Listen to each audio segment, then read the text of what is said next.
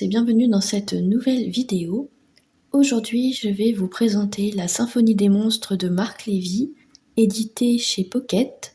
J'ai reçu ce roman dans le cadre du Grand Prix des lecteurs Pocket 2025 et j'en remercie la maison d'édition. Ce roman nous raconte l'histoire de Véronica qui découvre avec effroi que son fils a disparu un soir en rentrant du travail. Avec l'aide de sa fille adolescente Lilia, elle va tout faire pour le retrouver. Mais à qui peuvent-elles faire confiance en ces temps troublés par la guerre? Et où le petit garçon a-t-il été emmené? Ensemble, elles vont tenter de déjouer la symphonie des monstres. Alors tout d'abord, j'espère que la luminosité ne sera pas trop catastrophique dans cette vidéo parce que le temps est vraiment gris, donc on ne voit pas beaucoup. J'ai lu ce roman, donc comme je vous disais, pour le Grand Prix des lecteurs Pocket. Pour le moment, c'est le livre de Marc Lévy que je préfère. J'en ai lu beaucoup de cet auteur, mais vraiment celui-ci, ça a été un coup de cœur.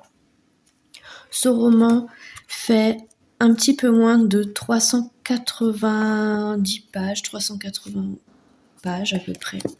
Il y a des petites notes explicatives à la fin avec des cartes. J'ai vraiment, comme je vous disais, dévoré ce roman tellement je l'ai aimé. L'histoire, elle se passe en Ukraine, en plein conflit, donc on est vraiment sur une thématique d'actualité qui est très forte et qui, je trouve, est un petit peu difficile à aborder, mais l'auteur le fait vraiment avec brio. Tous les personnages sont hyper attachants. J'ai adoré le petit garçon et c'est un roman choral en fait dans lequel on passe d'un personnage à l'autre, donc on peut très bien du côté de la maman comme de l'adolescente ou du garçon qui a disparu. C'est une aventure familiale dans laquelle il va se passer pas mal d'actions, du suspense également. J'étais assez étonnée en fait de retrouver des personnages d'une autre saga de Marc Lévy. Ça, c'est quelque chose qui n'empêche pas de lire La Symphonie des monstres, mais cette maman va être aidée dans cette quête par des personnages de la série 9 de Marc Lévy, série que je n'ai pas lue, et que j'aimerais bien lire, elle est dans ma wishlist.